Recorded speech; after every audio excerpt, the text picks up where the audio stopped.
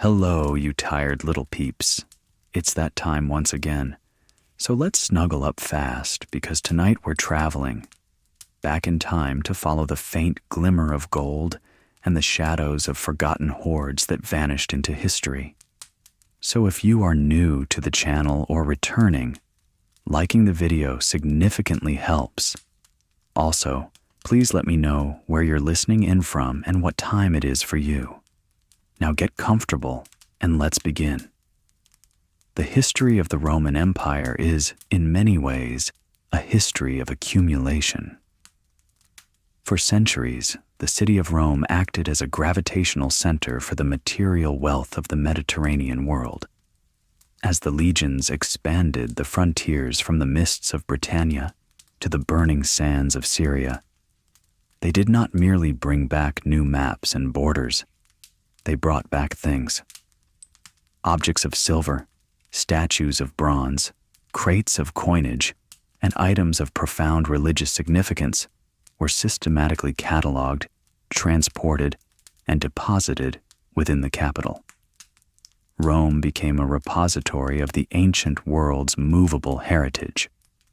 It was said by observers of the time that the city had become a museum of the entire known world, where one could walk through a portico and see the artistic output of Greece, Egypt, and Asia Minor arranged in quiet rows for the public gaze.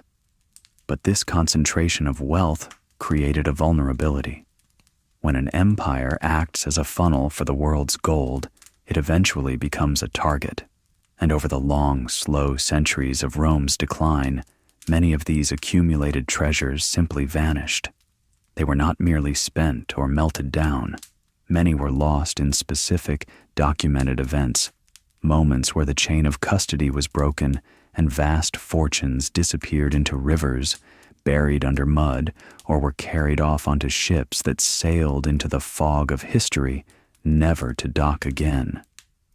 Tonight, we are going to trace the path of these lost objects. We will look at the inventory of what was taken, where it was kept, and the specific circumstances under which it was lost. We are not looking for myths or legends of magic, but rather the logistical reality of how tons of gold and silver can simply go missing.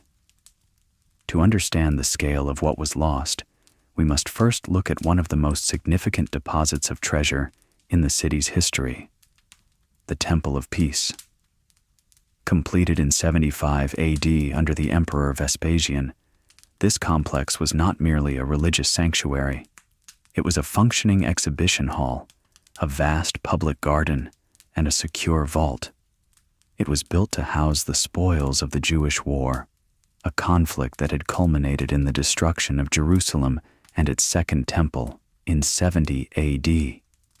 When the Roman legions under Titus sacked the city of Jerusalem, they did not just loot random homes. They systematically emptied the temple treasury. This was an institution that had accumulated donations and tithes for hundreds of years. The volume of gold and silver seized was so substantial that, according to contemporary accounts, the price of gold in the Syrian province dropped by half due to the sudden influx of the metal into the local market. The objects taken from Jerusalem were not ordinary bullion. They were ritual artifacts of immense size and specific craftsmanship. The most famous of these was the Menorah, the 7-branched candelabrum forged from a single talent of pure gold. In Roman measurements, a talent was approximately 32 to 33 kilograms, or roughly 70 pounds. However, ancient descriptions often vary, and some sources suggest the ceremonial menorah may have been even larger, designed to be seen from a distance within the sanctuary.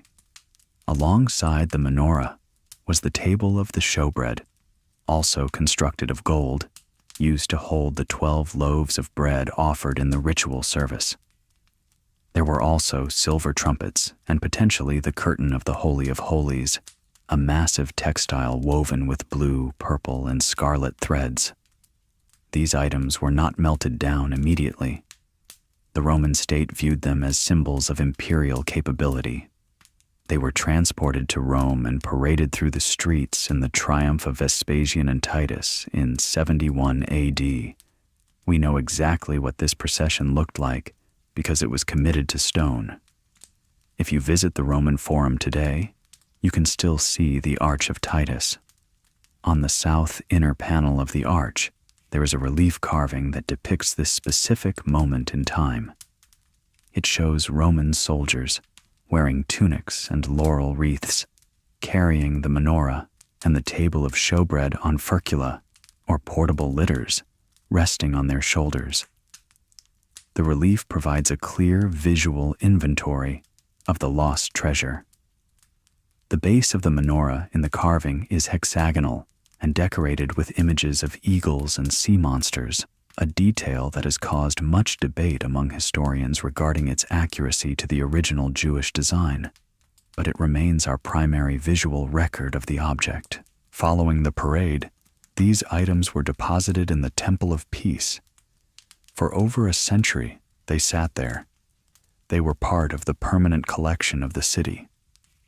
Pliny the Elder, writing in his Natural History, lists the Temple of Peace as one of the most beautiful buildings in Rome, filled with statues and paintings that had previously been scattered across the empire or hoarded by the Emperor Nero in his Golden House.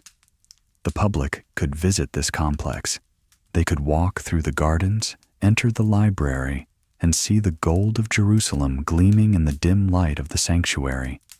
It was a quiet, secure place, guarded by the state and seemingly immune to theft. However, the safety of the Temple of Peace was compromised in 191 AD. A fire broke out in the complex. The fire was severe, destroying significant portions of the archives and the structure itself. There is some ambiguity in the historical record regarding the fate of the Jerusalem treasures during this fire. Some accounts suggest they were moved to the Palatine Hill, to the private treasuries of the imperial palace, for safekeeping while the temple was repaired. Others suggest they remained in the rebuilt structure. Regardless of their precise location within the city, whether in the restored Temple of Peace or the imperial palace, they remained in Rome as the empire transitioned into the turbulent years of the 3rd and 4th centuries. They survived the civil wars, the changes in dynasty, and the slow Christianization of the empire. By the start of the 5th century, the menorah and the table were still listed among the assets of the city. They had become antiques, ancient relics of a war fought 300 years prior, waiting for the event that would finally remove them from the map. That event began to take shape in the form of a migration. To the north, the pressure on the Roman frontiers was increasing. The Visigoths, a Germanic people moving under the leadership of their king, Alaric, had entered Italy. This was not a sudden raid. It was a slow, complex political maneuvering that lasted for years. Alaric sought land and a recognized title within the Roman military structure. When negotiations failed, he used his army to leverage the city of Rome itself. He besieged the city 3 times. The first 2 sieges ended in negotiation and the payment of massive ransoms. The city melted down statues to pay him off. 5,000 pounds of gold, 30,000 pounds of silver, 4,000 silk tunics, 3,000 scarlet hides, and 3,000 pounds of pepper were handed over to the Visigoths in 408 AD to lift the blockade. This ransom stripped the city of much of its liquid wealth. The ornaments were stripped from the statues of the gods. The gold was scraped from the temples. But the Jerusalem treasures were not part of this initial payment. They remained secured.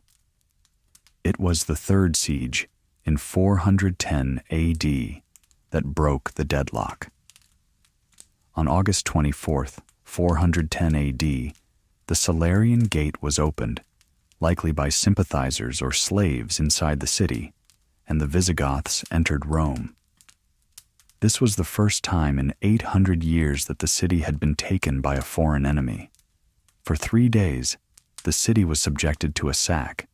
However, historical accounts describe this sack as strangely restrained in some aspects, yet thorough in others. Alaric was a Christian, an Arian Christian, and he gave orders that the churches of St. Peter and St. Paul were to be respected as sanctuaries. Those who took refuge there were spared, but the rest of the city was open for looting. The Visigoths were not a disorderly mob. They were a migrating army with a baggage train. They were efficient. They moved through the public buildings and the palaces of the aristocracy on the Aventine Hill. They took furniture, silverware, bronze vessels, and textiles. And it is during these 3 days that the trail of the Jerusalem treasure becomes complicated. We know that Alaric's men accessed the imperial repositories. They stripped the city of what remained after the earlier ransoms. The menorah and the table of showbread, along with other items from the Temple of Peace, were seized. The Visigoths did not stay in Rome. The city was a trap. They needed food, and the grain supplies were cut off. After 3 days, loaded with wagons of spoil, the accumulated wealth of centuries of Roman dominance, they marched south along the Appian Way. They were heading for the toe of Italy, intending to cross the sea to the fertile province of Africa, the grain basket of the empire. They carried with them the gold of Jerusalem, the silver of Roman senators, and the personal jewelry of the imperial family, including the emperor's sister, Galla Placidia, whom they had taken as a hostage. The treasure was now on the move, rolling slowly down the Italian peninsula in a heavy, guarded caravan. It was no longer in a vault. It was exposed to the elements, to the dust of the road, and to the geography of Calabria. And it is here, in the southern region of Italy, near the city of Cosenza, that a significant portion of this wealth would face its first major disappearance. Alaric, the king of the Visigoths, fell ill. The cause is not recorded with certainty. Perhaps malaria, perhaps fever from the heat of the southern Italian autumn. He died suddenly in late 410 AD. His death posed a logistical and cultural problem for his people. They were in hostile territory. They possessed an immense fortune that could not be easily divided or transported across the sea without their leader. They needed to bury their king in a way that would prevent his grave from being desecrated by the Romans, who would surely seek revenge and the recovery of their stolen property. The solution they chose created one of history's most enduring mysteries of lost treasure. According to the historian Jordanes, writing in the 6th century, the Visigoths identified a river near the city of Cosenza called the Busento. They forced a legion of captives to undertake a massive hydraulic engineering project. They diverted the course of the river, draining the main bed. In the dry mud of the riverbed, they dug a deep sepulchre. Into this pit, they lowered the body of Alaric, and with him, they deposited a vast portion of the spoils taken from Rome. Jordanes writes that they buried many treasures with the king to accompany him in the afterlife. The specific inventory of what went into the mud is not listed, but given that this was the personal hoard of the king, derived from the sack of the imperial city, the value would have been incalculable. It is entirely possible that among the gold and silver deposited in the riverbed were items from the Temple of Peace, although some traditions suggest the Menorah continued on. Once the burial was complete, the river was released back into its original course, the water rushing over the grave and sealing it beneath tons of silt and flowing water. To ensure the secret remained kept, the captives who had done the digging were killed. The location of the grave was lost immediately upon its completion. with the waters of the Busento River rushing over the secret grave of Alaric. A portion of Rome's gathered wealth was permanently removed from the ledger of history. The Visigoths, now led by Alaric's brother-in-law, Athalf, did not remain in the toe of Italy.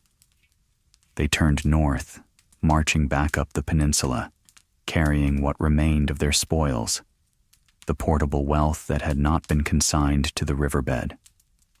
They eventually settled in Gaul and Spain, establishing a kingdom that would last for centuries. But the city of Rome, though bruised and humiliated, remained. The capital still stood. And crucially, the repositories of the city were not entirely empty. The Visigoths had taken much, but they had moved quickly, and in the sheer scale of Rome's accumulation, things had been missed, or perhaps hidden in the deep recesses of the Palatine vaults where the barbarians had not had time to search. Among the items that apparently survived the sack of 410 AD were the great treasures of the Temple of Peace. The historian Procopius, writing from the vantage point of the 6th century, provides a clear account that the Menorah and the table of the showbread were not lost in the Busento. They remained in Rome, waiting for the next great extraction event. That event arrived 45 years later, not from the north via land, but from the south via the sea. By the middle of the 5th century, the geopolitical map of the Mediterranean had shifted drastically. The Vandals, a Germanic group that had migrated all the way through Spain and crossed the Strait of Gibraltar, had established a powerful kingdom in North Africa. Their capital was Carthage, the ancient rival of Rome. Under their king, Gaiseric, the Vandals built a navy. They dominated the shipping lanes, cutting off Rome's grain supply and raiding the coastlines. In 455 AD, following the assassination of the Emperor Valentinian III and the subsequent political chaos, Gaiseric saw an opportunity. He did not march an army over the Alps. He sailed a fleet directly to the mouth of the Tiber. The Vandal sack of 455 AD was fundamentally different from the Visigoth sack of 410. It was not a desperate siege by a starving army. It was a methodical, logistical operation by a naval power. Gaiseric landed at Portus, the great artificial harbor of Rome, and advanced on the city. There was no army to stop him. Pope Leo I met him at the gates, much as he had done with Attila the Hun, and negotiated terms. Gaiseric agreed to curb the violence. There would be no fire, no torture to discover hidden hoards, and no massacre. In exchange, the city was his to strip, and strip it he did. The Vandals occupied Rome for 14 days. This 2-week period allowed for a systematic inventory and removal of assets that the hurried Visigoths could never have achieved. They brought wagons and teams of porters. They went room by room through the imperial palace on the Palatine Hill. Procopius records that Gaiseric loaded his ships with all the gold and silver and other things of value found in the imperial residence. This included the entire contents of the palace furniture, sideboards, and jewelry. They emptied the temples that had been closed or converted. It was during this 14-day operation that the Temple of Jerusalem treasures were finally removed from Rome. Procopius specifically mentions that Gaiseric seized the treasures of the Jews, which Titus had brought to Rome centuries earlier. The menorah, the table, and the silver trumpets were hauled out of their storage, loaded onto carts, and trundled down the Via Portuensis to the waiting ships.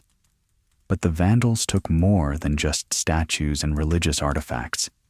They engaged in architectural stripping. The Temple of Jupiter.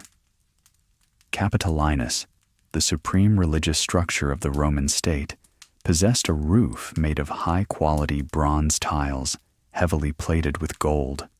From the street level, the roof shone like the sun. The Vandals dismantled this roof, they pried the heavy tiles off the timber beams one by one. This was a heavy cargo. The weight of the bronze and gold was immense, requiring significant ballast calculations for the ships.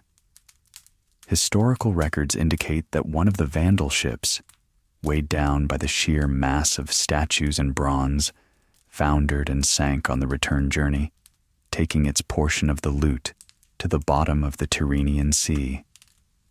However, the ship carrying the Jerusalem treasure and the bulk of the imperial hoard survived the crossing. The fleet docked in the harbor of Carthage. The treasures that had once traveled from Jerusalem to Rome now entered their third continent, Africa. For the next 80 years, the Menorah and the table of showbread resided in the Vandal royal palace in Carthage. They became part of the Vandalic treasury, used to display the power and legitimacy of the Vandal kings. They were held in a secure vault, guarded by the Germanic elite who had replaced the Roman governors of the province. During this period, the Roman Empire in the West completely collapsed, fading away in 476 AD, but the empire in the East, centered in Constantinople, endured. The Eastern Romans never forgot the loss of the West, nor the loss of their treasures. In 533 AD, the Emperor Justinian I, ruling from Constantinople, decided the time had come to reclaim North Africa. He dispatched his greatest general, Belisarius, with a fleet of 500 transport ships and 92 warships. The expedition was risky. The Vandal navy was formidable. However, through a combination of strategic surprise and Vandal incompetence, Belisarius landed on the African coast. The Vandalic War was swift. In two major battles, the Battle of Ad Decimum and the Battle of Tricamarum, the Vandal army was shattered. The Vandal king, Gelimer, fled to the mountains, leaving his capital, Carthage, open. Belisarius marched into Carthage, eating the lunch that had been prepared for Gelimer in the palace. He immediately secured the royal treasury. The hoard he found was staggering. It contained the accumulated loot of a century of Mediterranean piracy, the wealth of the Roman palace taken in 455, and resting quietly among the gold, the relics of the Temple of Jerusalem. With the war won and King Gelimer surrendered, Belisarius prepared to return to Constantinople. The logistics of this transport were significant. He was moving an entire kingdom's wealth, along with thousands of Vandal prisoners and the deposed king himself. The fleet sailed east, navigating the islands of the Aegean, and arrived at the Golden Horn in 534 AD. Justinian granted Belisarius a triumph, a rite that had not been celebrated by a private citizen for centuries. It was a deliberate callback to the old days of Rome. The procession wound through the streets of Constantinople, heading toward the Hippodrome, the massive chariot racing stadium that served as the center of public life. We have detailed descriptions of this parade. Procopius writes that booty was displayed, which had been sought for a long time. There were thrones of gold, carriages, jewelry, and thousands of silver vessels. And there, marching in the procession, just as they had done on the Arch of Titus in Rome 460 years earlier, were the Menorah and the table of the showbread. They were carried before the crowds of Constantinople, the new Rome. The symbolism was potent. The treasures had been lost to the barbarians, and now, under Justinian, civilization had reclaimed them. They were brought into the Hippodrome and placed before the imperial box, where Justinian sat upon his throne. However, the journey of these objects was not destined to end in a museum or a vault in Constantinople. As the triumph concluded, a specific interaction reportedly took place that changed the trajectory of the treasure. According to the chroniclers, a member of the Jewish community in Constantinople, or perhaps a group of elders, approached one of Justinian's courtiers. They offered a warning. They pointed out the track record of these specific artifacts. When they were in Jerusalem, the city was destroyed. They went to Rome, and Rome was sacked. They went to Carthage, and the Vandal kingdom was annihilated. The message was clear. These items were not meant to be hoarded by empires. They belonged to a specific place, and keeping them elsewhere invited divine wrath and political ruin. They should be where Solomon originally put them, the Observer reportedly said. Justinian was a deeply religious man, prone to theological anxiety and superstition. The warning resonated with him. The logic was sound. Every city that had held the Menorah had fallen. He did not want Constantinople to be the fourth entry on that list. He made a decision to remove the items from the imperial treasury immediately. He would not melt them down, nor would he keep them. He ordered them to be sent away. The destination chosen was Jerusalem. The objects were to be returned to the city of their origin. However, there was no longer a Jewish temple in Jerusalem to receive them. The Temple Mount was in ruins, a desolate platform. Instead, Justinian was in the process of building a massive new Christian structure in the city, a building that was intended to rival the Temple of Solomon in scale and grandeur. This was the Nea Ecclesia of the Theotokos, usually referred to simply as the Nea Church. It was a colossal engineering project, requiring the extension of the temple platform on massive subterranean vaults. And so, the order was given. The menorah, the table, and the associated vessels were packed once again. They were loaded onto a ship in the harbor of Constantinople, bound for the coast of Palestine. This would be their final recorded sea voyage. They were leaving the center of imperial power to return to the provincial hinterlands of Judea, to be deposited in a church that was still under construction, a building that sat atop a honeycomb of deep, dark cisterns and vaults. The Nea Church in Jerusalem was not merely a basilica, it was a fortress of faith designed to anchor the Byzantine presence in the Holy City. When the menorah and the vessels of the temple arrived there in the mid-6th century, they were placed in a structure built to withstand the ages. The massive foundation walls, some of which have been uncovered by modern archaeologists in the Jewish quarter of the Old City, were feet thick, constructed of heavy stone ashlars. The church sat on a podium supported by vast subterranean vaulted cisterns, engineering marvels that stabilized the slope of the hill. It was here, in this seemingly impregnable religious complex, that the trail of the most famous lost treasure in history goes cold.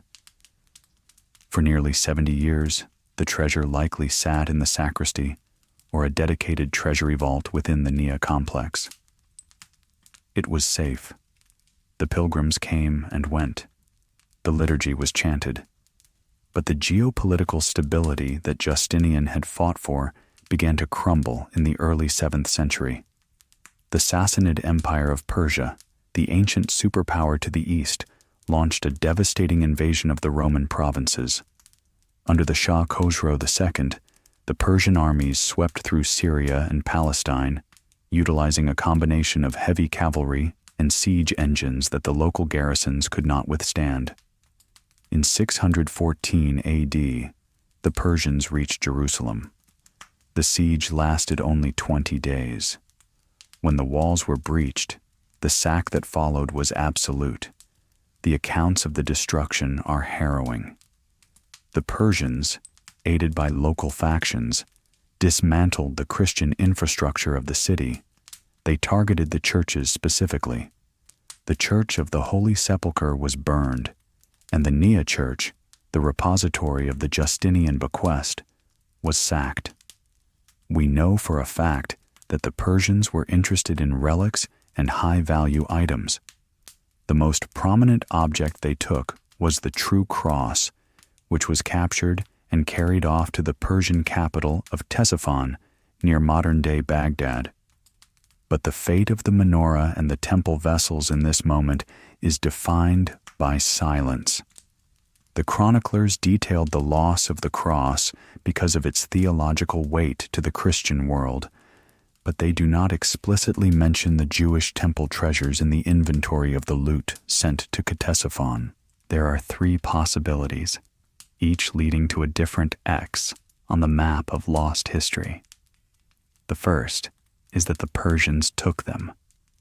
If so, the gold of Solomon and the silver of Rome traveled east across the desert, crossing the Euphrates, and entered the treasuries of the Sassanid kings. If this happened, their survival was likely short-lived. In 628 AD, the Roman Emperor Heraclius defeated the Persians and recovered the true cross, but there is no mention of the menorah returning. It is likely that if the Persians took it, it was finally melted down, cast into coin to pay the mercenaries of a dying empire. The second possibility is that the treasures were hidden before the walls were breached. The clergy of the Nia Church, seeing the Persian siege towers rising, may have taken the objects into the deep subterranean cisterns beneath the church. These vaults were vast and dark. It is conceivable that the items were buried under the floor of a cistern or walled up in a secret niche, and that those who hid them died in the subsequent massacre, taking the location to their graves. If this is true, the treasure remains there today, resting beneath the stones of the old city, feet below the walking surface of the modern world.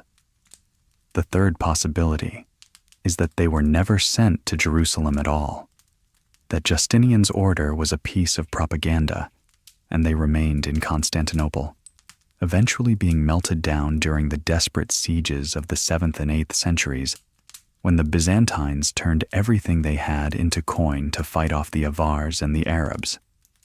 But the Jerusalem theory remains the most potent, leaving a lingering question mark over the ruins of the Nia Church. While the menorah represents a specific, singular object lost to the currents of war, there is another category of lost Roman treasure that is far more pervasive and, in terms of volume, far more valuable. This is the wealth that was lost not by transport, but by deposit. As we turn our gaze back to the heart of the empire, to Italy and the West, we must look at the mechanism of the buried hoard. The later Roman Empire was an era of profound insecurity. For the wealthy landowner living in a villa in Gaul, Britain, or northern Italy, the 3rd and 4th centuries brought a constant fear of invasion and civil war. When an army was reported to be approaching, whether it was a Germanic warband or a rival Roman legion, the standard operating procedure for preserving wealth was to put it in the ground. Banks did not exist in the modern sense. The earth was the only secure vault. Thousands of these hoards have been found. They usually consist of a clay pot or a bronze vessel filled with gold, solidi, or silver tableware. But for every hoard that is found by a farmer plowing a field or a metal detectorist on a Sunday afternoon, there are countless others that remain where they were placed. The tragedy of a hoard is that its existence implies the death of its owner. You do not bury your life savings in the garden if you plan to stay. You bury it because you are fleeing, intending to return when the danger has passed. If the hoard is still there, it means the owner never came back. They were killed on the road, enslaved, or died in exile, the mental map of the burial site dying with them. But the greatest single repository of lost Roman wealth is not a field in the provinces, nor a church in Jerusalem. It is a river, the Tiber. The Tiber River winds through the city of Rome like a brown, sluggish snake. For over 1,000 years, it served as the sewer, the water source, the transport artery, and the trash can of the capital. But it also served as a place of ritual deposition and accidental loss. The floor of the Tiber is a stratified layer cake of history, sealed in anaerobic mud that preserves everything from bronze to timber. Consider the events of October 28, 312 AD, the Battle of the Milvian Bridge. This was the clash between the Emperor Constantine and his rival, the Emperor Maxentius. It was the battle that decided the conversion of the empire to Christianity. Maxentius had ruled Rome for 6 years. He had access to the imperial treasury and the wealth of the city. He rode out to meet Constantine north of the city, crossing the Tiber on a pontoon bridge built alongside the stone Milvian Bridge. The battle went poorly for Maxentius. His army broke and retreated toward the river.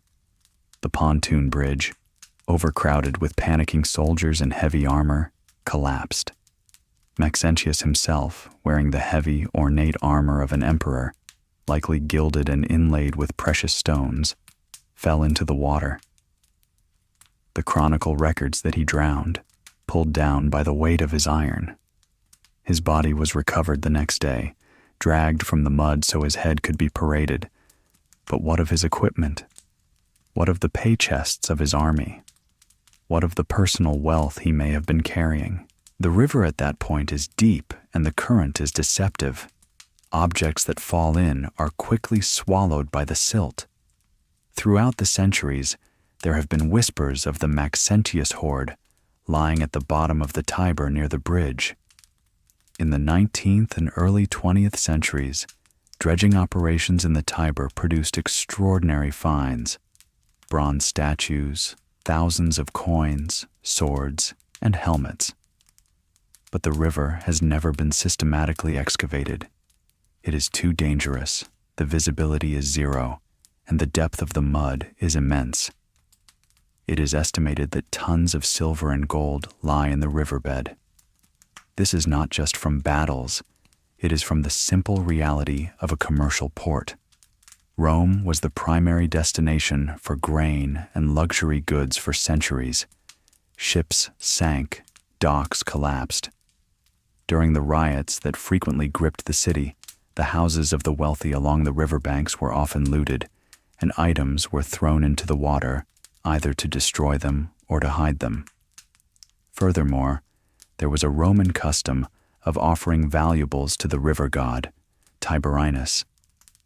We know that during the annual festivals, coins and small statues were thrown into the water as votive offerings.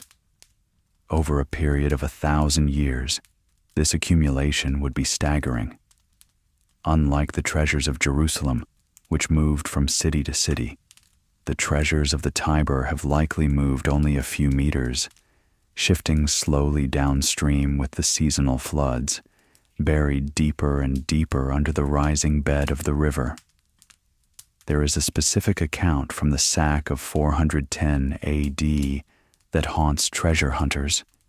It is said that as Alaric's Goths were breaking into the wealthy districts, the Roman senator aristocrats, realizing they could not escape with their heavy silver plate, the massive eating platters that were the status symbols of the era, ordered their servants to throw them out of the windows into the river. These silver plates, known as messorium, could weigh 50 pounds each.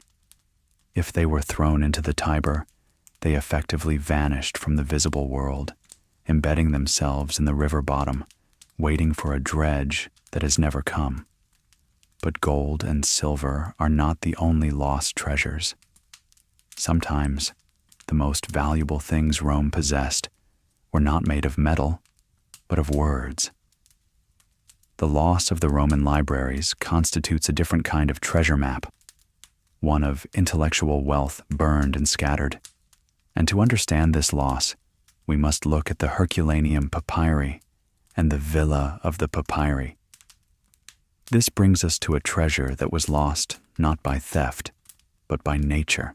In 79 AD, the eruption of Mount Vesuvius buried the cities of Pompeii and Herculaneum. Pompeii was destroyed by falling ash and pumice, a dry, suffocating rain that crushed roofs and preserved the city in a shell of dust. But Herculaneum faced a different fate. It was hit by pyroclastic surges, superheated waves of gas and volcanic matter, followed by a massive flow of volcanic mud. This mud, unlike the dry ash of Pompeii, carbonized organic material instantly and then sealed it in an airtight tomb of rock-hard tuff. In the mid-18th century, excavators tunneling into the solidified rock of Herculaneum stumbled upon a grand villa. It was owned by a member of the highest Roman elite, likely Lucius Calpurnius Piso Caesoninus, the father-in-law of Julius Caesar. As they tunneled through the rooms, they found what looked like lumps of charcoal. Workers initially threw them away or burned them for heat. It was only later that they realized these were not logs, but scrolls. They had found the only surviving library of antiquity. The Villa of the Papyri contained nearly 1,800 scrolls. They were carbonized, turned into black, fragile cylinders that crumbled at the slightest touch. For centuries they were unreadable, a library of ghosts. Early attempts to open them resulted in their destruction. But this is a treasure that is currently being found in real time. Using modern phase contrast X-ray tomography and artificial intelligence, researchers are now beginning to read the ink inside the unopened scrolls without physically unrolling them. This is the retrieval of lost thought, works of Epicurean philosophy, lost histories, and perhaps, as deeper layers are scanned, the lost books of the famous Roman historians like Livy or Tacitus. This treasure was never moved. It was frozen in time, and we are only now unlocking the vault.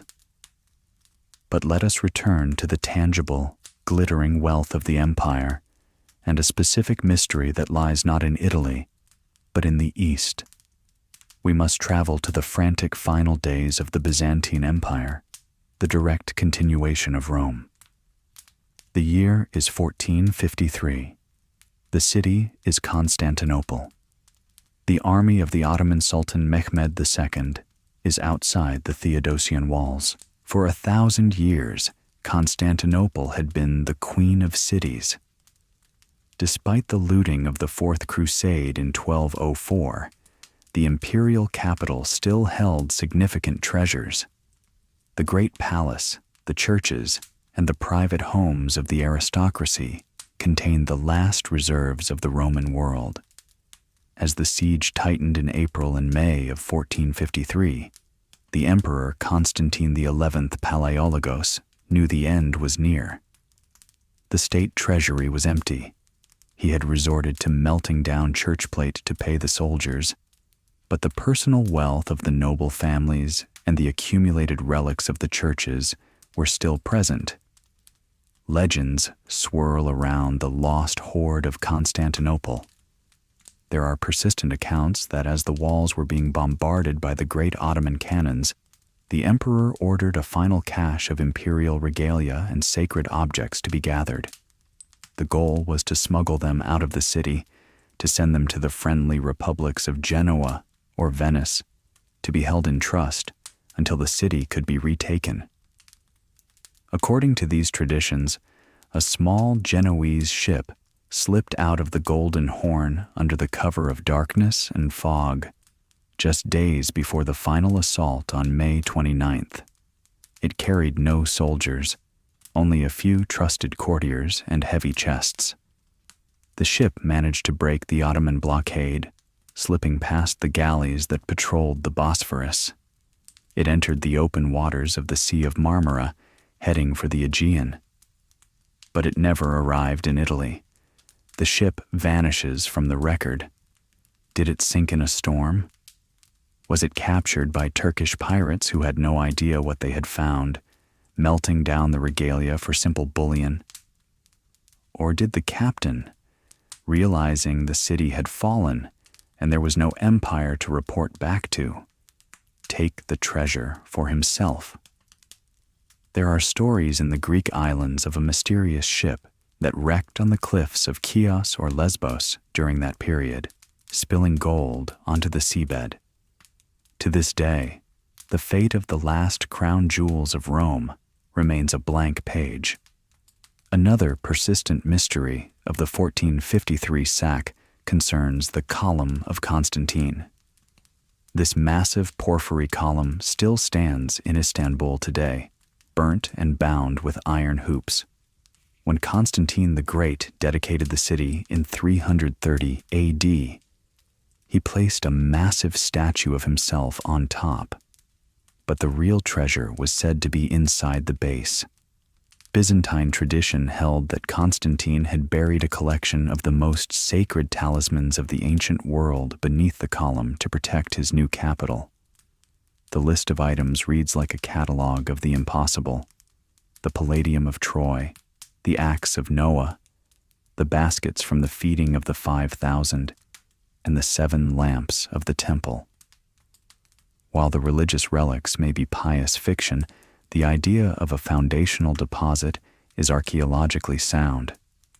Romans frequently placed votive objects, coins, and gold under the foundations of major monuments.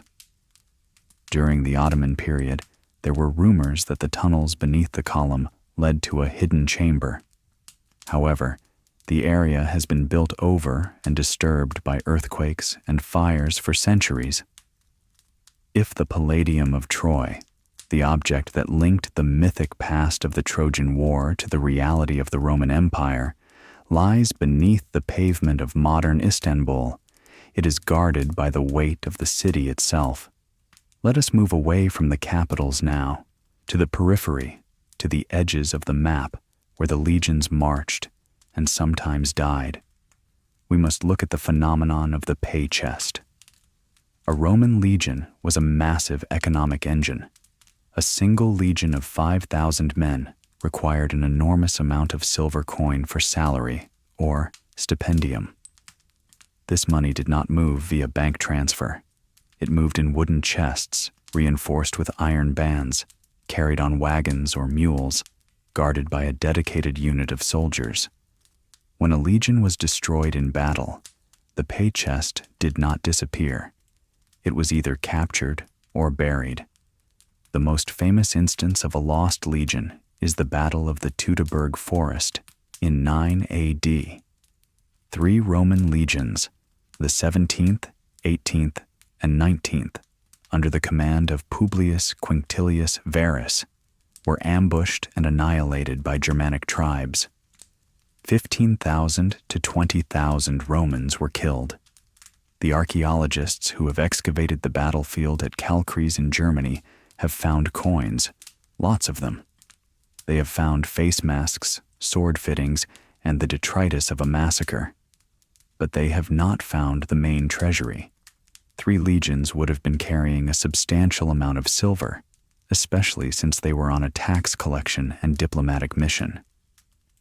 It is highly probable that as the column was being cut to pieces in the dark, rainy forest, the treasurers realized the situation was hopeless. The standard procedure would be to bury the chests to prevent the enemy from taking the funds, marking the spot in the hopes that a future punitive expedition could recover it. The Romans did return to the site 6 years later under the general Germanicus. They buried the bleached bones of the dead, but there is no record of them recovering the gold. The forest floor of Germany is vast and shifting. The chests, if they were buried, are likely still there. Their wood rotted away. The silver coins fused together into a solid block by 2,000 years of corrosion, hidden beneath the roots of the oak trees. A similar scenario played out in Britain. In 60 or 61 AD, the Iceni Queen Boudica led a revolt that burned London, Colchester, and St. Albans. The 9th Legion, stationed in the north, marched south to intervene and was ambushed. A large portion of the legion was wiped out. Again, the pay chest is the missing variable.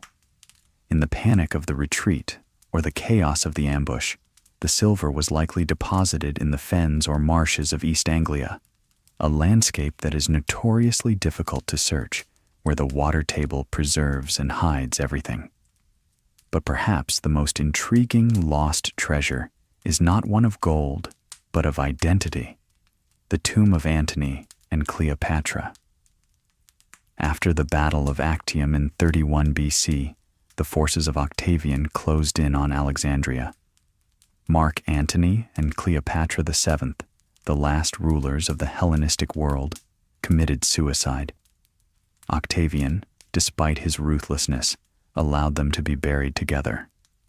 The ancient historian Plutarch writes that they were interred in a splendid and lofty monument near the Temple of Isis in Alexandria. This tomb was not a hole in the ground. It was a royal mausoleum, likely filled with the personal jewelry and regalia of the Ptolemaic dynasty and the Roman triumvir. The location of this tomb has been a mystery for 2 millennia. Alexandria has been battered by earthquakes, tsunamis, and rising sea levels. Much of the ancient royal quarter, the Brucheion, is now underwater in the harbor. For years, it was assumed the tomb was lost beneath the waves, its contents scattered by the currents. However, recent archaeological work suggests it might not be underwater, but rather west of the city, at a site called Taposiris Magna. Excavations there have uncovered shafts and tunnels, along with coins bearing the faces of Antony and Cleopatra. The theory is that Cleopatra, foreseeing the destruction of her dynasty, prepared a secret tomb away from the city, a place where she and Antony could rest undisturbed by the Romans. If this tomb is ever found, it would be the Roman equivalent of the discovery of Tutankhamun's tomb, an intact royal burial containing the fusion of Roman and Egyptian artistic wealth, sealed since the year 30 BC. We are not just looking for gold. We are looking for the signet ring of Mark Antony, the pearl earrings of Cleopatra, the armor of a Roman general who almost became the master of the world. It is a hoard that represents the end of the Roman Republic and the birth of the empire, hidden somewhere in the sands of Egypt. The search for the tomb of Antony and Cleopatra serves as a reminder that the earth is vast, and our knowledge of what lies beneath it is incredibly small. But there is one final category of lost treasure that we must consider before we end our journey tonight. This is the treasure that was found, only to be lost again. It is a tragic category, where the window of history opened for a brief moment, allowed us to see the wonders of the past, and then slammed shut, seemingly forever. The most poignant example of this comes from the quiet, volcanic waters of Lake Nemi, south of Rome. For centuries, local fishermen on Lake Nemi had tales of giant ships resting on the bottom of the deep crater lake. They would sometimes catch their nets on ancient wood or bring up small pieces of bronze and mosaic tile. These were the Nemi ships, built by the Emperor Caligula in the 1st century AD. These were not ordinary vessels. They were floating palaces, colossal barges designed for religious festivals or the emperor's private amusement. They were fitted with marble floors, heating systems with lead pipes, and superstructure buildings decorated with gold, ivory, and bronze. After Caligula's assassination, the ships were sunk, either intentionally to erase his memory or simply through neglect. They sat in the mud, protected by the oxygen-free environment of the deep lake, for nearly 2,000 years. Various attempts were made to raise them in the Renaissance, which mostly resulted in damaging the hulls with grappling hooks. But in the late 1920s, a massive engineering project was undertaken by the Italian government. They did not try to lift the ships. Instead, they drained the lake. Huge pumps were installed, and the water level of Lake Nemi was lowered by over 20 meters. Slowly, the mud revealed its prize. Two massive hulls, over 70 meters long, emerged from the slime. They were intact. The archaeological world was stunned. The hulls revealed a level of naval engineering that historians thought hadn't been invented until the 18th century. There were anchor stocks with movable parts, complex pump systems, and ball bearings.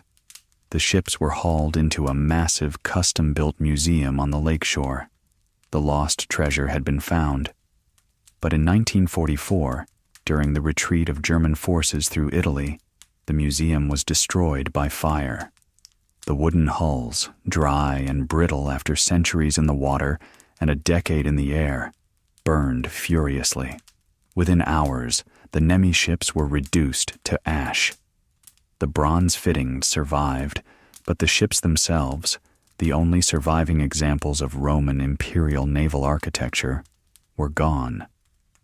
They had survived 2 millennia of water only to be destroyed by 20 years of exposure to the modern world. It is a stark lesson in the fragility of these objects. Sometimes the safest place for a treasure is to remain lost. As we look back at the inventory of loss, the menorah in the cisterns of Jerusalem, the silver in the Tiber, the gold of Alaric in the Bucento, and the ashes of the Nemi ships, we are left with a question: where did all the Roman gold actually go? The reality is that gold is an element. It is atomic number 79. It does not decay. It does not rust. It does not disappear. It only changes form. The gold that was mined in the Roman mines of Las Medulas in Spain, the gold that was looted from Carthage, the gold that paid the legions on the Rhine, it is likely still with us. It was melted down. The Visigoths melted Roman statues to make belt buckles. The Arabs melted Visigothic belt buckles to make dinars. The Venetians melted dinars to make ducats. The gold in a modern wedding band, or the circuitry of a computer, or the bullion in a central bank vault, may very well contain atoms that once sat in the Temple of Peace, or adorned the neck of Augustus. The treasure of Rome was not truly lost. It was redistributed. It flowed out of the capital like water, seeping into the soil of Europe, Asia, and Africa. It became the seed capital of the Middle Ages. It is hidden in plain sight, transformed by fire and hammer into new shapes for new empires. But the specific objects, the works of art, the sacred relics, the personal items that carried the fingerprints of the people who lived in that time, those are resting. They are waiting in the quiet dark. They are in the riverbeds where the water flows silently over them, day after day, century after century. They are in the collapsed basements of buildings that have been paved over by modern streets. They are in the deep sands of the desert where the wind erases all tracks. There is a certain comfort in this. The earth is a good keeper of secrets. It protects the past from the present. The treasures of Rome are not gone. They are simply sleeping, much like the city itself, which rests beneath the noise of the modern capital, the Forum, the Palatine, the deep layers of the Suburra. They are all still there, wrapped in the blanket of time. So as we finish our journey tonight, let us leave those treasures where they are. Let the menorah rest in its hidden vault. Let Alaric sleep in the river. Let the silver of the legions remain in the forest. They have earned their rest. And now, it is time for you to earn yours. To my friends who are getting sleepy and looking to rest, I wish you a good night in advance. May you have a deep sleep filled with sweet dreams, and wake up fully refreshed from the day's fatigue. As for my friends who are not yet sleepy, I invite you to a new adventure with our new topic. In this adventure, we will explore how cities were cleaned in the Roman Empire. Before we begin, please consider subscribing to the channel and liking the video. Let's get started. Now, back in time to walk the stone-paved streets and examine the complex flowing systems that kept the ancient world from being swallowed by its own dust and debris. When we visualize the Roman Empire, we often think of white marble columns, victorious legions marching in unison, and the purple robes of the emperors. We think of the heights of civilization. But civilization, at its core, is a biological and logistical problem. When you gather 1 million people into a confined urban space, as was the case in Rome at its peak, you are creating a massive, continuous engine of waste. Every day, the city produced tons of refuse, ash from cooking fires, broken pottery, animal waste, and biological matter. The true success of Rome was not just in its ability to conquer, but in its ability to clean. Without a system to remove this debris, the city would have become uninhabitable within weeks. Tonight, we are going to look at how they did it. We will examine the water, the drains, the laws, and the workers who operated in the shadows to keep the streets passable. To understand the cleaning of Rome, we must start not with a broom, but with a tunnel. The heart of the Roman sanitation system was the Cloaca Maxima, the greatest sewer.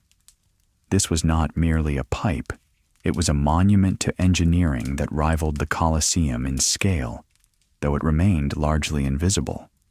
Its origins date back to the very beginning of the city, to the time of the Etruscan kings in the 6th century BC.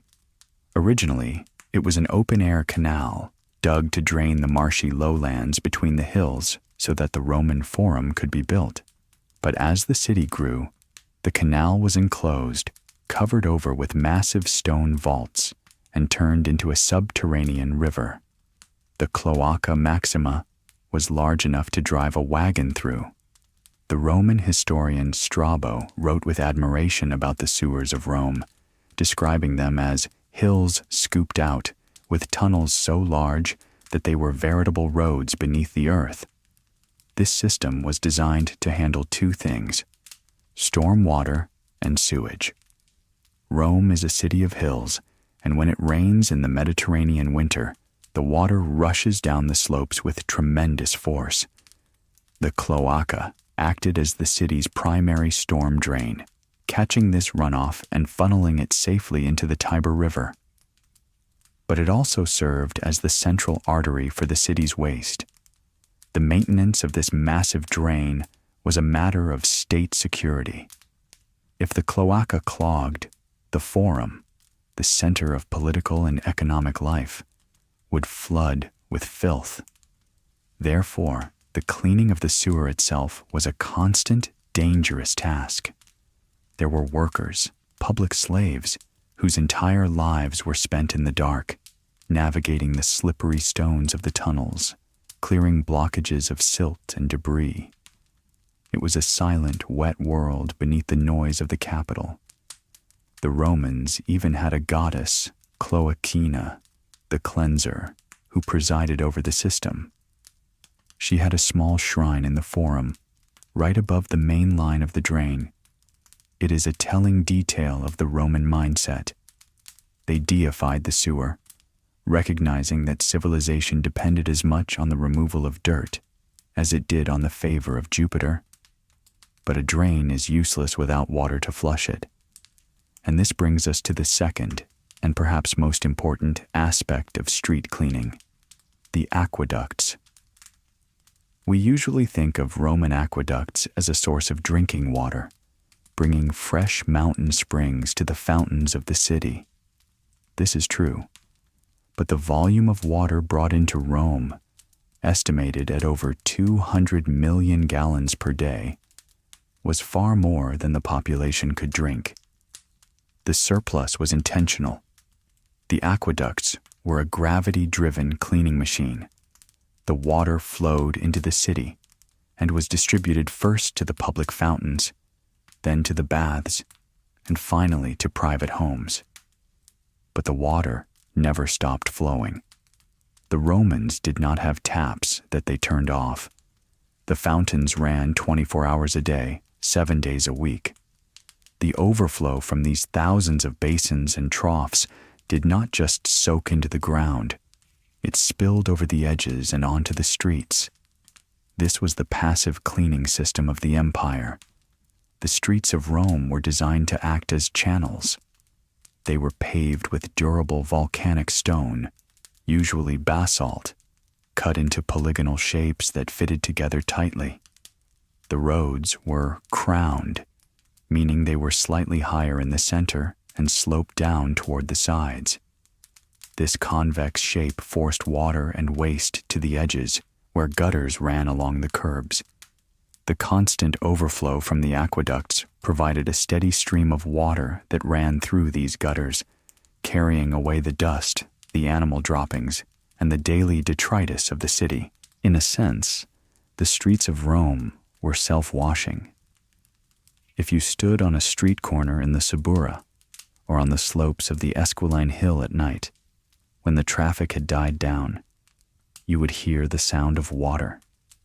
It would be trickling down the gutters, moving downhill, carrying the waste of the day into the nearest storm drain, and eventually into the dark maw of the Cloaca Maxima. This continuous hydraulic pressure was the only thing that prevented the city from smelling entirely of stagnation. However, water alone could not deal with the solid waste. Rome was a city of construction and consumption. There were broken amphorae, fallen roof tiles, vegetable peelings from the markets, and the sawdust from carpenters' shops. Who was responsible for physically removing this? The responsibility for street cleaning fell under the jurisdiction of the aediles.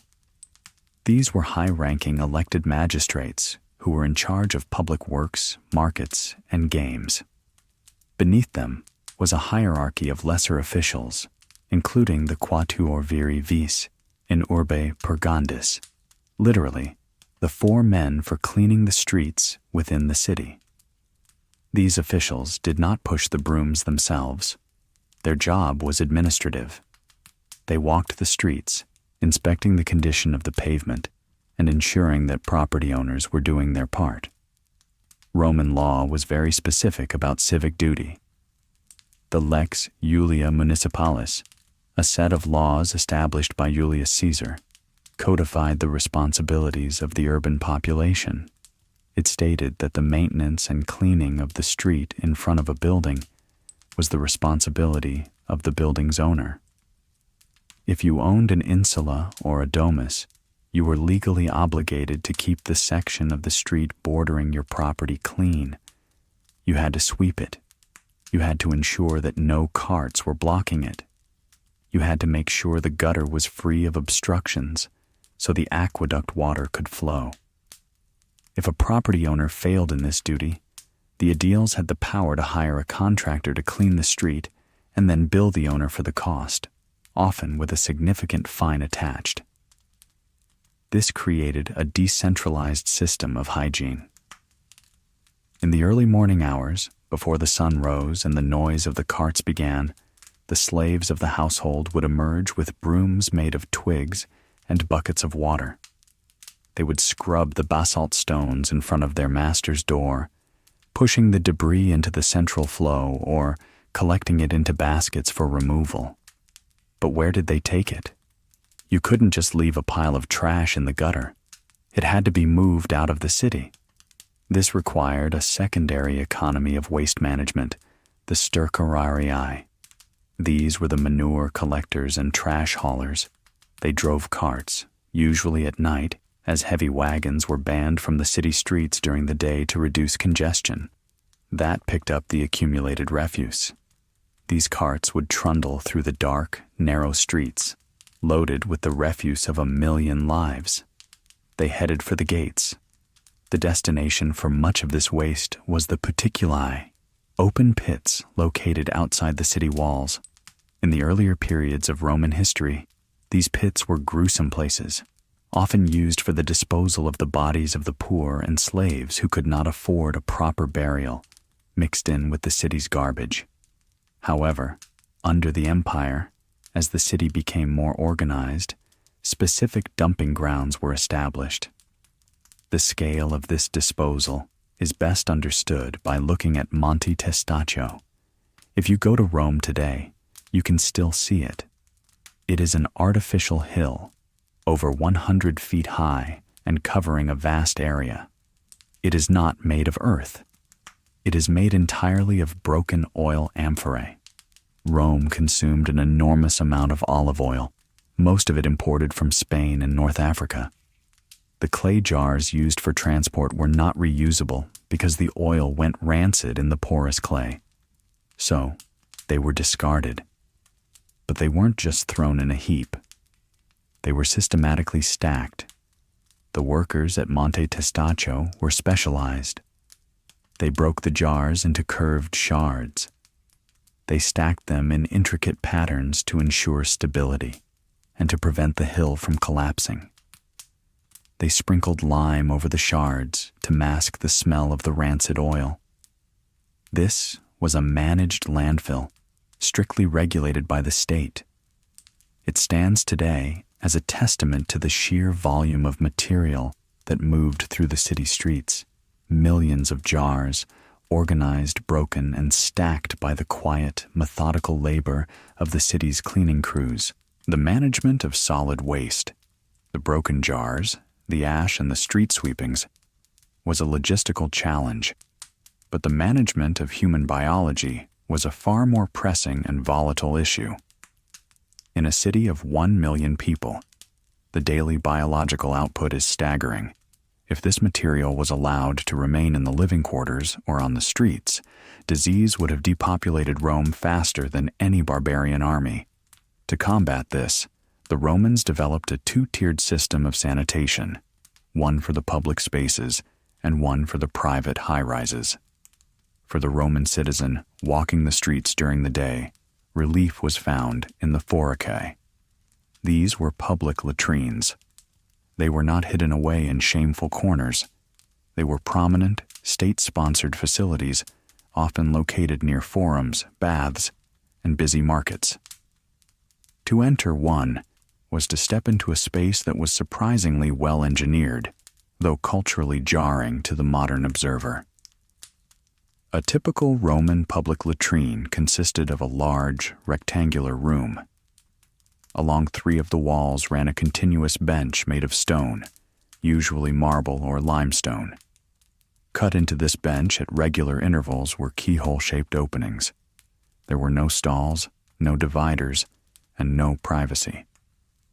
Users sat side by side, arranging their togas or tunics around them to provide a modicum of visual shielding. It was a social space. Business was discussed, gossip was exchanged, and dinner invitations were extended, all while the citizens attended to their most basic needs. The engineering beneath the bench was simple, but effective. A continuous channel of water, diverted from the aqueduct overflow or the bath complexes, rushed constantly beneath the seats. This moved the waste immediately into the sewer system, carrying it away into the dark tunnels of the Cloaca Maxima. The constant flow of water helped to reduce the smell, though it certainly did not eliminate it. In front of the bench, on the floor, ran a smaller, shallow channel of clean water. This was for the cleaning tool. The Romans did not use toilet paper. Instead, they utilized the tersorium, a sea sponge attached to a wooden stick. After use, the sponge was rinsed in the running water of the front channel and left for the next person. It was a communal tool. To combat the obvious hygiene risks of this arrangement, the bucket or channel was often filled with salt water or vinegar water, acting as a primitive disinfectant. While this system seems horrifyingly unsanitary by germ theory standards, in the context of the ancient world, it was a technological triumph. It moved waste out of the city center efficiently and kept the population from having to foul the streets. However, the foracae were ground-level facilities. They served the people who were out and about, but the vast majority of Romans lived in insulae, the towering apartment blocks that rose 6 or 7 stories into the air. These buildings did not have plumbing on the upper floors. The water pressure from the aqueducts could rarely reach beyond the ground floor, and Roman piping technology, lead and terracotta, was not designed for vertical soil stacks. For the family living on the 5th floor of a crowded tenement in the Subura, the solution was the lasanum, or chamber pot. This was a simple vessel, usually made of clay or bronze, kept in the corner of the room. The existence of the lasanum created a nightly logistical problem. What to do with the contents? Ideally, the pot would be carried down the stairs. At the bottom of the stairwell, or sometimes under the stairs in a dedicated niche, was a large vat called a dolium. This was a holding tank. The residents would empty their pots into the dolium, and then, periodically, the stercorarii would arrive to empty the vat and cart the waste away. This was the system as it was written in the regulations. But human nature is often lazy, and the stairs of a Roman apartment were steep, dark, and narrow. Consequently, a secondary, illegal method of disposal became rampant in the city: the window. The Roman satirist Juvenal, writing in the late 1st and early 2nd centuries AD, provides a vivid, if slightly exaggerated account of the dangers of walking through Rome at night. He warns the reader not to go out to dinner without first writing a will. He describes the danger not just from muggers, but from above. "Look up," he writes, "at the height of that towering roof from which a potsherd strikes your brains." He complains about the slops being thrown from the open windows into the street below. This practice of defenestration, throwing waste out the window, was illegal. The Roman jurist Ulpian records the laws regarding this specific offense. If a passerby was hit by waste thrown from a building, the residents of that building were collectively liable for damages. If the waste caused injury, the fine was substantial. If it caused death, the penalty could be severe. The law was pragmatic. Since it was often impossible to tell exactly which window the waste had come from in the dark, the law held the entire building responsible, forcing the landlord or the collective tenants to pay. This created a system of self-policing, where neighbors would theoretically stop each other from dumping waste to avoid the shared fine. Despite the laws, the streets of Rome, especially the back alleys, were undoubtedly coated in a layer of filth by morning. This brings us to a surprising economic twist in the story of Roman cleaning: the value of urine. To the modern mind, urine is waste. To the Roman mind, it was a chemical resource. Urine contains urea, which decays into ammonia. Ammonia is a powerful cleaning agent. It is a base that can dissolve grease, whiten fabrics, and set dyes. In a world without synthetic chemicals, old urine was the best industrial cleaner available. This resource was so valuable that it was not allowed to simply flow into the sewer if it could be helped. The industry of the fullones depended on it. The fullers were the laundry workers and cloth processors of Rome. They took the rough wool togas, cleaned them, bleached them white, and repressed them. To do this, they needed vast quantities of ammonia. Therefore, the streets of Rome were equipped with a unique collection system. Large clay jars were placed on street corners, often near the entrances of shops or taverns. Men passing by were encouraged to urinate into these jars rather than into the latrines or the gutters. These were effectively public urinals, but with a collection mandate. The fullers would send carts to collect these jars, taking the liquid back to the Follonica.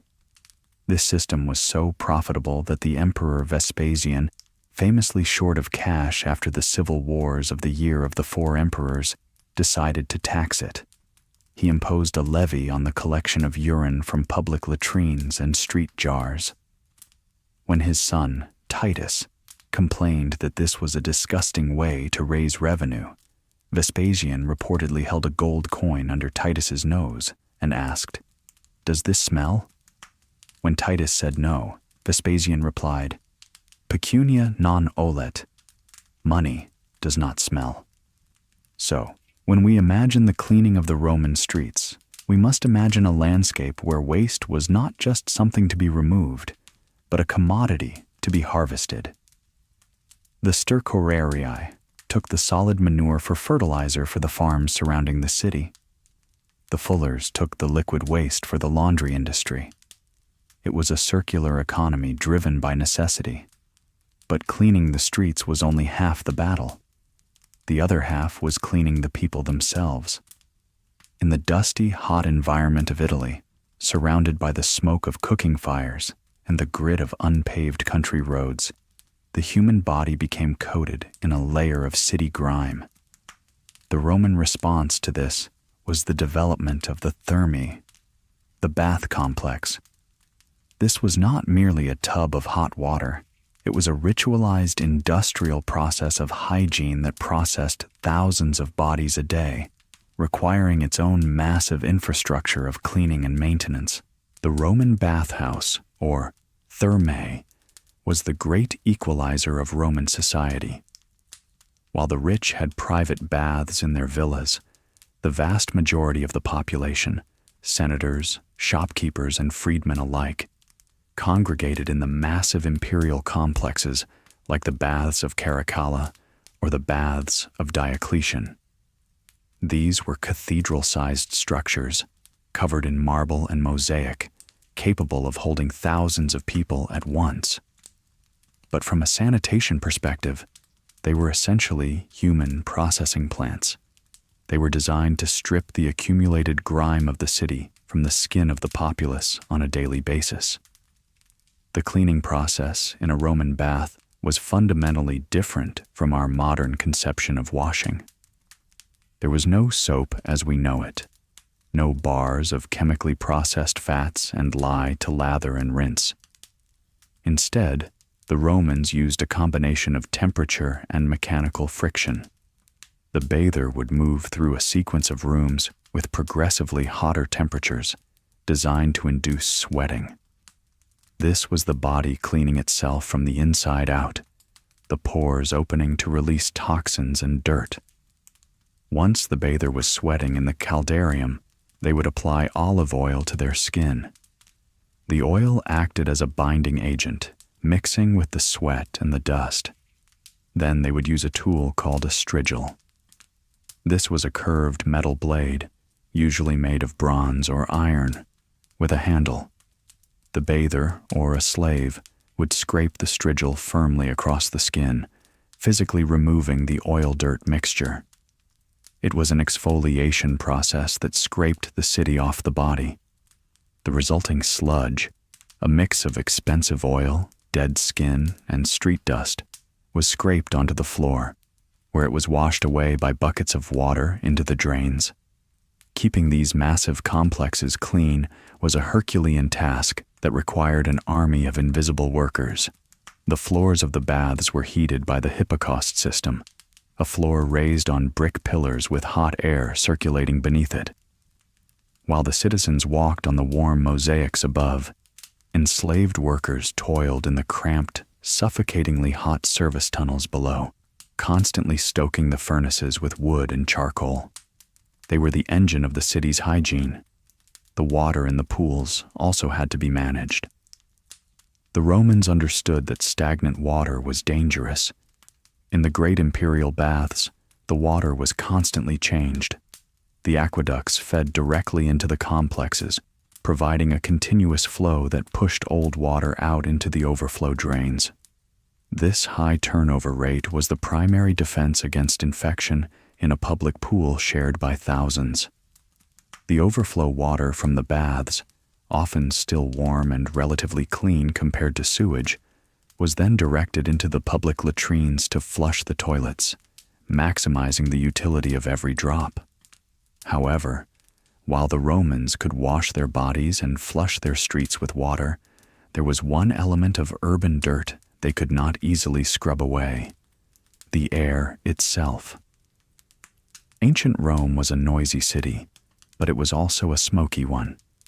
The city did not have a zoning board to separate industrial zones from residential areas. The heavy industries, metalworking, glassblowing, bakeries, and potteries, were embedded within the fabric of the neighborhoods. Every one of these industries relied on fire.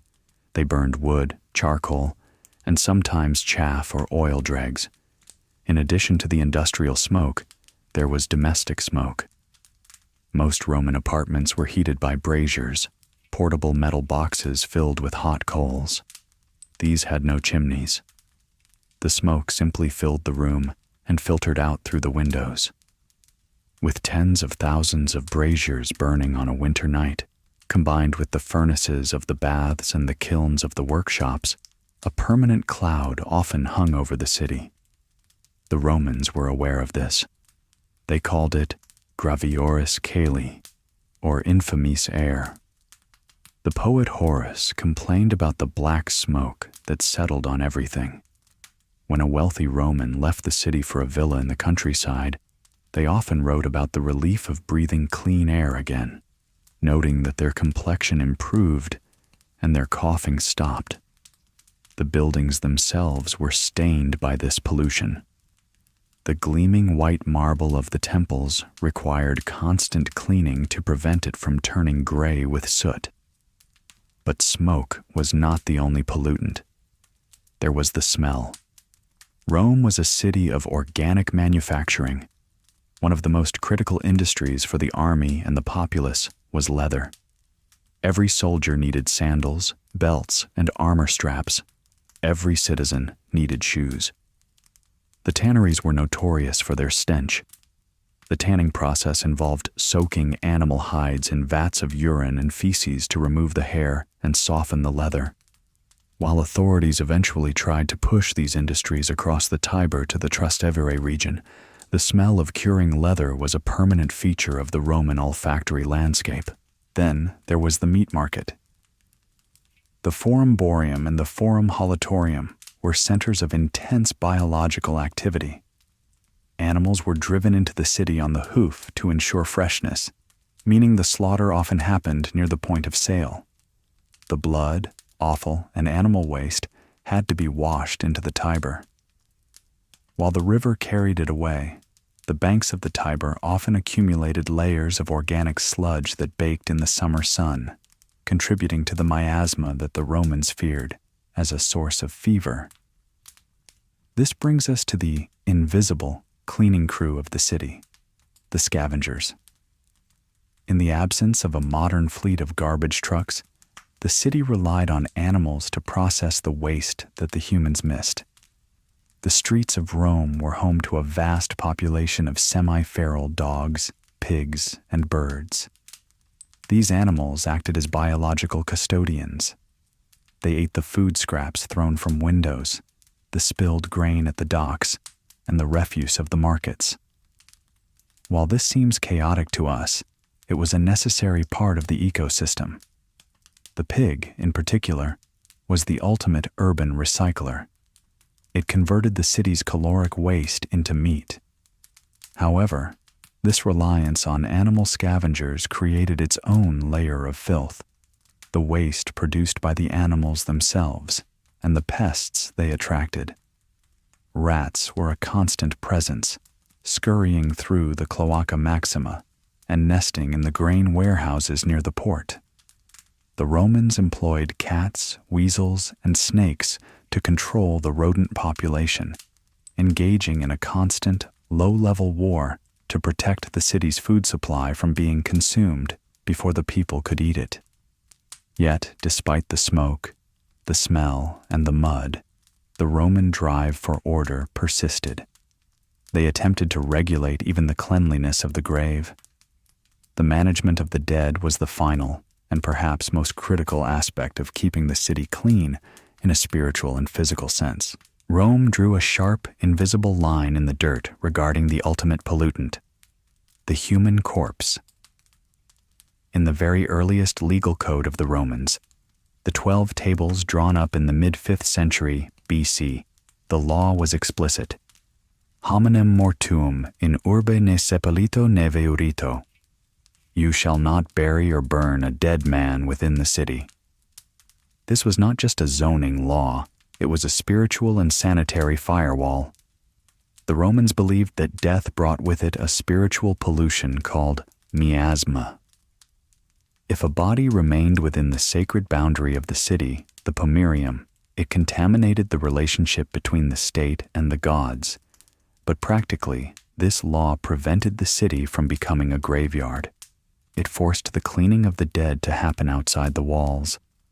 This created a unique urban geography. As you approached Rome, traveling along the great roads like the Via Appia or the Via Flaminia, you traveled through a city of the dead before you reached the city of the living. The roads were lined for miles with tombs, mausoleums, and columbariums. This was the designated zone for the deceased.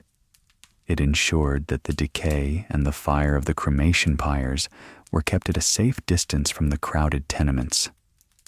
The logistics of moving the dead from the insulae to these external zones was handled by a specialized guild of workers known as the libitinarii. These were the Roman undertakers. They were headquartered at the Temple of Libitina, an ancient goddess of corpses and funerals. This temple functioned as a bureau of vital statistics. For every death, a coin had to be deposited there, allowing the state to track the mortality rate. The libitinarii were private contractors, much like the street cleaners. When a person died in a crowded apartment, the family would hire these professionals to remove the body. They provided the bearers, the mourners, and the musicians. But their primary function was the sanitary removal of the corpse. In a hot climate, this had to happen quickly. For the poor, the process was brutal and efficient. The body was placed in a cheap wooden box or simply wrapped in a shroud, carried out of the city at night to avoid upsetting the public, and deposited in the communal pits or simple graves. For the rich, the body was washed, anointed with perfumes to mask the scent of decay, and paraded through the streets before being cremated on a pyre outside the walls. This entire system was designed to keep the rot outside.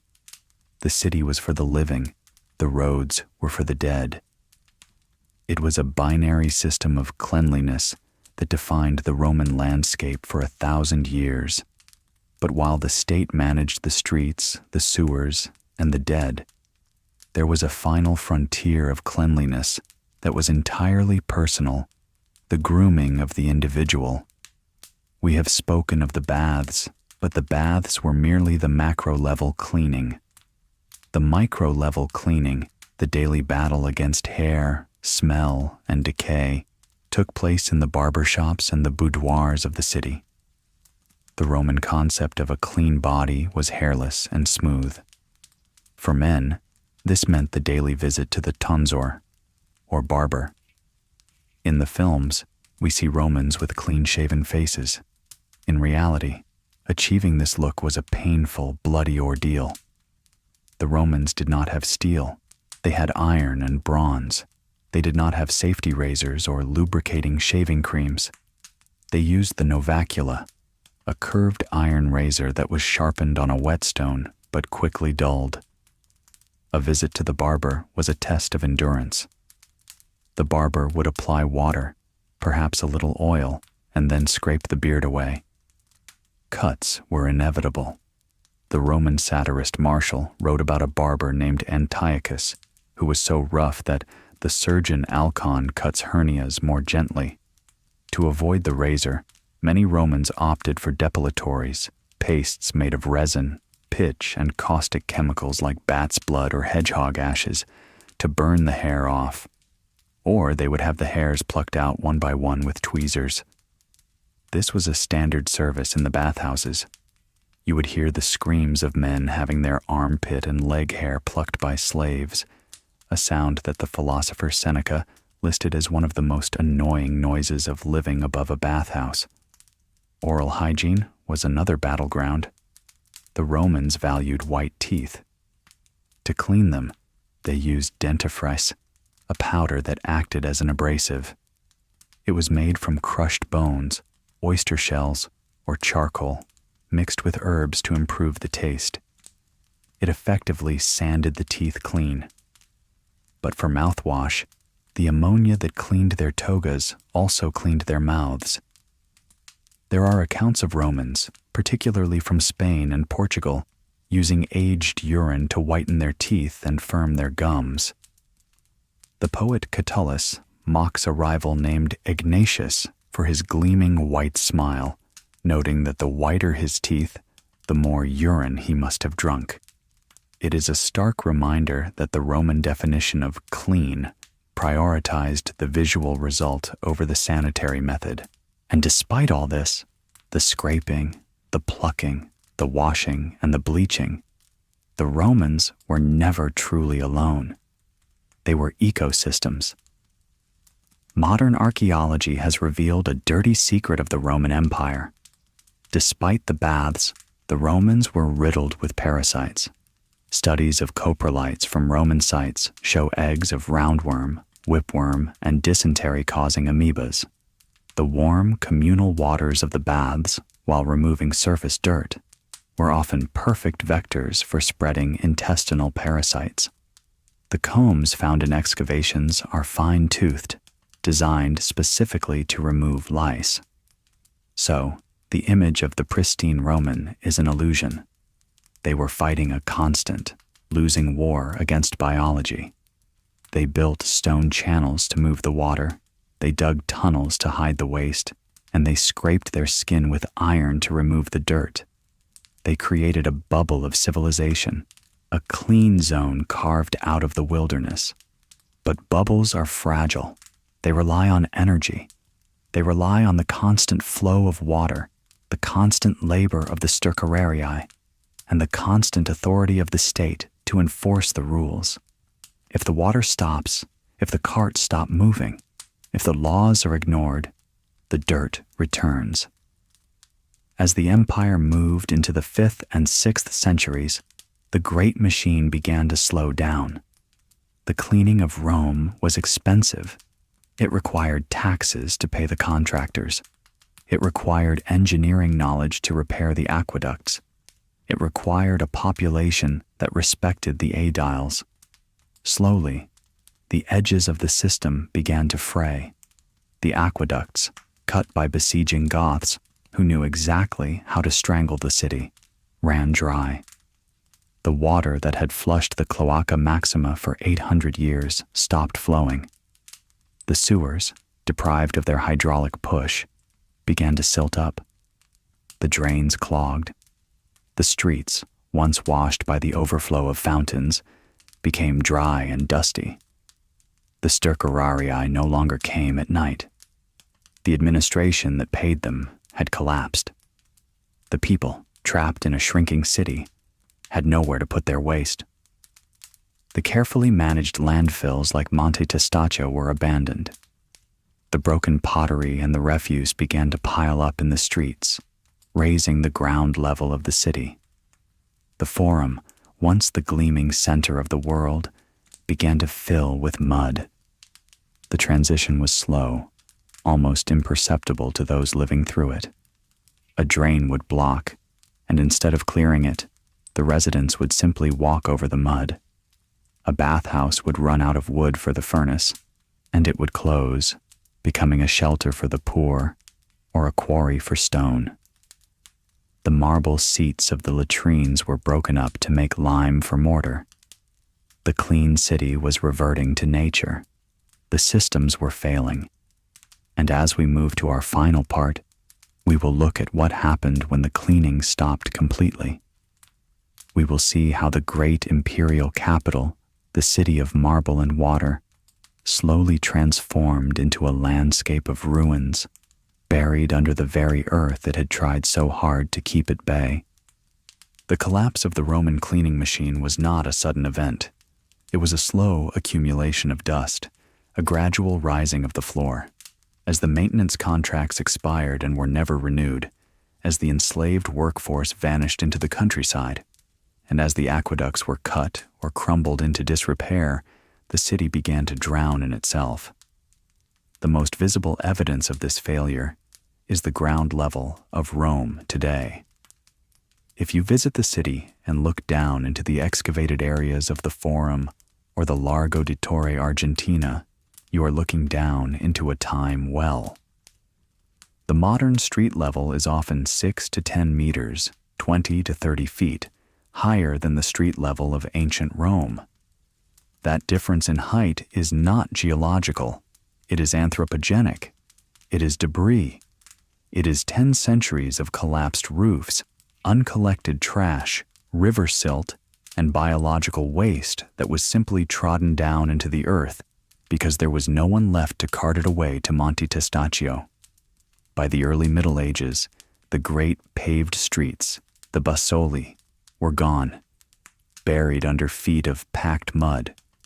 The Forum Romanum, once the paved center of the world's political life, where the stercorarii had swept the stones clean every morning, underwent a humiliating transformation. It became known as the Campo Vaccino, the cow field. The triumphal arches were half buried, their inscriptions reading at eye level with the grazing cattle. The Temple of Vespasian became a shelter for goat herds.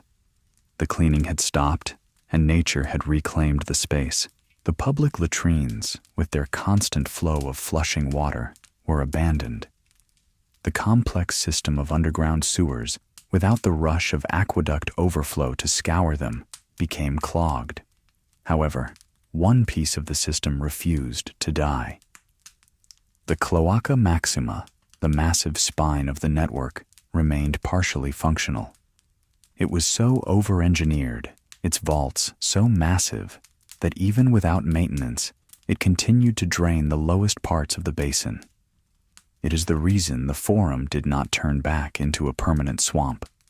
It operated in the dark, a silent ghost of Roman engineering, keeping the valley dry long after the empire that built it had turned to dust. The loss of the clean city changed the psychology of the people. The Roman obsession with the body, the scraping, the oiling, the shaving, faded.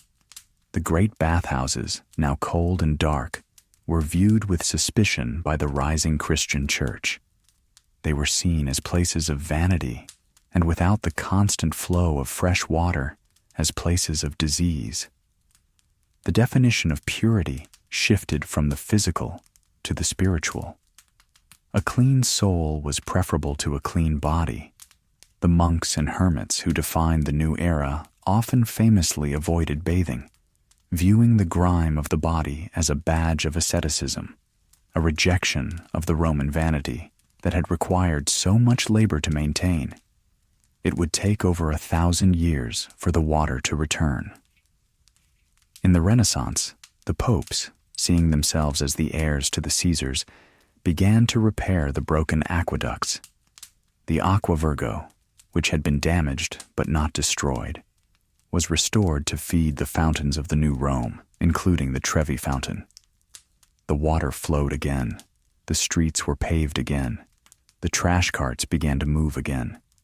The cycle of civilization, which is fundamentally the cycle of cleaning, restarted. But looking back at the ancient city, we can see the immense, fragile effort it represented. The clean streets of the era of Trajan or Augustus were not a natural state. They were a victory over entropy. They were held in place by a massive expenditure of energy, money, and human labor. Every clean toga represented gallons of urine collected and processed. Every clean street corner represented a cart moving in the dark. Every pleasant breath of air in a bathhouse represented a stoker sweating in a tunnel. We tend to look at the ruins, the broken columns and the shattered arches, and think that the tragedy of Rome was its fall. But perhaps the true wonder was that it stood and stayed clean for as long as it did. It was a bubble of order in a chaotic world, scrubbed and polished by millions of hands, until the hands stopped working and the dust won. The history of sanitation is the history of our battle against our own nature. We build, we consume, and we leave things behind. Rome showed us that you can build a city of marble, but if you cannot figure out where to put the broken shards and the waste, the marble will eventually be buried. The carts have stopped rolling now. The cloaca is quiet, the water moving slowly in the dark. The fires in the bathhouse furnaces have been out for 1,500 years. The smoke has cleared from the sky. The noise of the street sweepers, the shouting of the aediles, and the splashing of the fountains have all faded into the silence of the earth. The city is resting under the moonlight. The dust has settled. The struggle to keep it clean is over for them. And now it is time for the struggle to be over for you. The day is done. The chores are finished. You don't need to sweep or scrub or organize anything else tonight. Everything is where it should be. The world is quiet. You are safe. Let the drift of the history carry you away. Good night, little peeps. Sleep well.